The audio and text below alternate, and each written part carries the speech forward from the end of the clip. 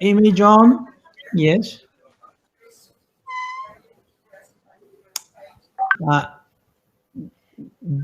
Somehow we can't see the video, Dr. Hello, Wafaa. everybody. Yeah, we can hear you.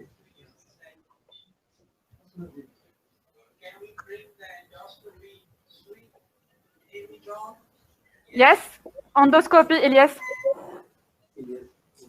Small screen. Hello. Can you hear me and can you see me? We can hear you very well, but unfortunately there is no video. Can you I see me? don't have either the room video or endoscopy video. So I think the tech team is working on it. Oh. But I gather that we have a patient with obstructive jaundice. You are planning to perform an EUS guided biopsy. Is that right? Okay. I think that there is some delay in the sound and video. Are you there? Yes, we can hear you.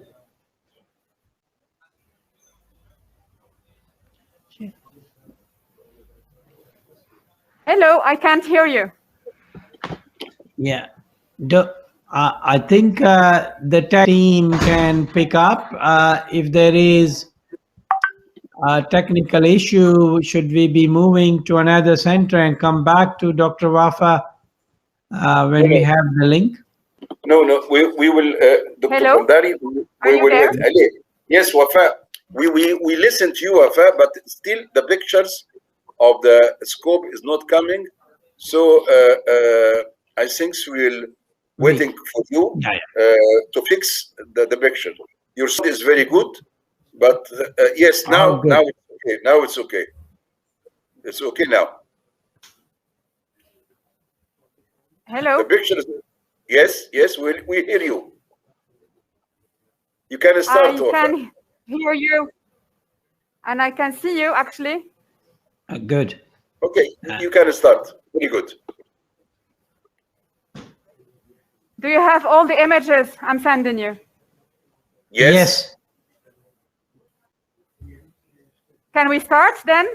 Yes. Yes. Oh, good. Perfect. Hello, everybody.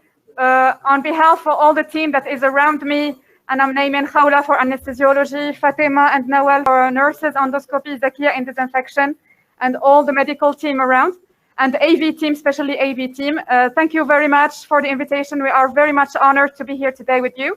And as you have already heard the case, it's a 78-year-old man with a pancreatic mass in the head. And our aim today is to provide a pathology specimen for confirmation of adenocarcinoma in order for her to start neoadjuvant chemotherapy. She has a borderline, actually, process of the head of the pancreas.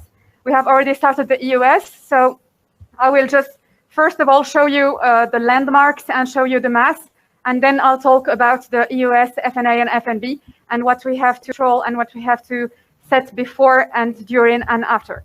So if you follow with me the EUS images, I'll go back to the cardia position, and from there we can see the liver. I'll keep a 7.5 megahertz frequency for now. We can see very well the dilatation of intrahepatic biliary ducts. We need the picture, Wafaa. We need the picture of the sonographic pictures. Only you have your pictures only. I can't hear you very well. I'm sorry. We need the EUS pictures. Only you have your pictures. Yes, this is very good. Okay. This is good now. Okay, perfect. I'm working with a Fujifilm eco-endoscope, linear eco-endoscope. It's a processor 7000 and ultrasound processor S1. First of all, we check if there are no hepatic metastases accessible for liver for biopsy.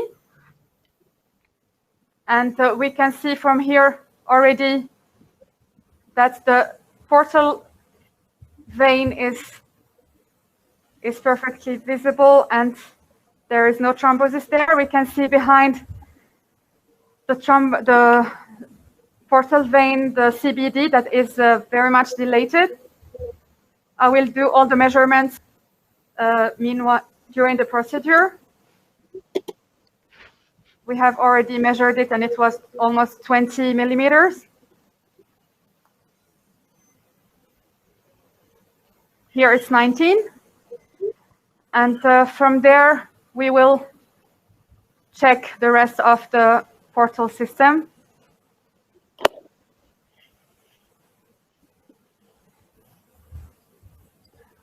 Actually, I have done the EUS beforehand just to save some time. And I'll go directly to the pancreas. So I'll go back to my celiac trunk and go just further. And I have my pancreatic gland here. I'm gonna zoom up a little bit and increase the frequency. Here, you have the pancreatic gland that is hypoechoic here with the dilatation of MPD and all the branch ducts. And we'll go from body and tail. It is continued until we reach out the spleen that is here. When you go backwards, we will have body and head and yeah, I'm here. Yes. Yes. Wafaa, there is one question coming. It's an operable pancreatic tumor, and it's proved. Why you take biopsy, and what is the risk of tumor shedding? Actually, it is not operable. She is an operable patient, and the tumor is not resectable first resection. I mean, it's a borderline tumor classified by CT, staged by CT, because there is a case of VMS more than 180 degrees. So this patient is supposed to have neoadjuvant chemotherapy before considering surgery. That's why we need to have a sample biopsy to confirm the diagnosis before starting chemotherapy. And the second question about the seeding, there have been extensive studies about this, and there was a very interesting study about seeding from EUS, FNAs, and FNBs. And actually, it's included more than 4,000 patients with pancreatic adenocarcinomas. And actually, there was no case of peritoneal seeding. There were other studies with a few cases of peritoneal metastasis and the recurrence, actually, biopsy sites if the patients are not operated. And actually, it was before 2016. All the inclusions were before 2016. So for the guidelines, and it is not a big issue for the seeding, this is a safe way to take a biopsy sample. When it comes to FNB versus FNA about the seeding risk, it hasn't been really very much studied to say that FNBs maybe are more at risk for seeding than FNA, needles, I mean. Very good, Anj. So the MPD dilatation here, we cannot see the mass because it's very much posterior and inferior in the pancreatic head, but we can see the dilatation of MPD and also the CBD. That is on the screen there. I'm gonna dezoom a little bit and lower the frequency. So as you can see, we cannot see very much the process from this position. So I'm gonna go to the bulb and to form the FNB. So before considering an FNA or an FNB, what are the precautions? We are using the quality improvement measures published by ESGE and UG. And for when it comes to EUS, FNAs, and FNBs, for antibiotics prophylaxis, it is not needed and it is not recommended for solid masses. We have checked hemostasis, prothrombin time, and platelets are normal in this patient. And it is something that we have to check really seriously when patient has jaundice, like this patient. So the prothrombin time has tendency to be decreased. So for this patient, it was okay. In case it is decreased, we need to use vitamin K to elevate the prothrombin time. Other precautions we have to take are, is the patient under antiplatelets or anticoagulants? For this patient, she has no treatment. And when the patient is under antiplatelets, it has to be stopped 5 days before, because EUS FNA is considered as high-risk bleeding procedure. When it comes to anticoagulants, whether direct anticoagulants, it's 48 hours stop. And for Wafaa, it has to be stopped 5 days before. We can do this procedure safely under aspirin. So for this case, we don't have any issue with all those medications. Next in line, when precautions we have to take, of course, we have to explain to the patient and take the consent patient that it has been done for this patient. We have explained to her all the complications that are possible, and she agreed to do this procedure. Next thing that we have to check is the position of the scope. It has to be as really straight as possible to make it at ease. So we look for a position that is easy for the operator, but also we have to check if there are any interposition of vessels or any other organs that pose a problem of complications afterward. So I'm here in the bulb position, and as you can see with me, the CBD is very much dilated. I'm gonna zoom in a little bit. It is 20 millimeters dilatation. It contains a lot of sludge. And as you can see, the cystic remnants, this patient has cholecystectomy, as you heard before. She has a very long cystic remnant, and it is, as you can see here, if I can use maybe the arrow. Arrow, yes. This is the cystic remnants. This is the CBD, and the cystic remnant is very, very long, and you can follow with me. It contains also some sludge, and it is really inserted in a very low part of the CBD before the pancreatic head. The CBD is full of sludge all along, and you can follow with me here. The intrapancreatic portion of the CBD is full of sludge, and it is dilated too. And I can follow it until the process that we can see already here. And you see with me the process that I'm showing you, that Professor Ismail is showing you with the arrow. Yeah, well, it is hard to delineate the process. It is a little bit hard to delineate the process from the pancreatic parenchyma that is here. The process probably starts around here. It is almost isoechoic, which makes it a little bit harder to delineate. We can see that the CBD stops exactly at this point. If you follow with me, the CBD stops exactly here. This is the CBD, and it stops here. So the process is exactly at this point. So we're gonna perform FNB from this position. My position is not super comfortable because I am up. I am in the extremity of the bulb. So if I just go a little bit on the right, I go directly to the second duodenum. So I'll try to be as stable as possible on this position and check for interpositions. I have the gastroduodenal artery that is here that I have to check and to make sure to not get into it, and to avoid the CBD, of course, while we are inserting the needle. We come to the choice of the needle. That's a very important question. What would we choose? ESGE recommendations suggest to use a 25 or 22 FNA or FNB needles as a routine procedure for pancreatic masses, solid masses. Yeah, the question, do we need really another type of needles like the Francine needle, the fork needles, and the histology needles? It is more and more needed in pancreatic masses because we will in the future need more biomarkers to tailor the treatment and to anticipate the response to treatment, but also for research purposes, we will need more and more histology specimens and really big core biopsies. But for routine procedure, just for this patient to check to make sure that she has an adenocarcinoma in order to start chemotherapy, we can use whether FNA or FNB, it is equal. In literature, it has been did really extensively, and it has been shown actually, and the experience showed too, that the needle is not really a big issue in this matter, but the more important chain element is the pathologist here. So with our pathologists, we have evolved during the last 6 years, and we have changed completely our sampling treatment, how we treat the sample after the puncture, after the FNA or FNB.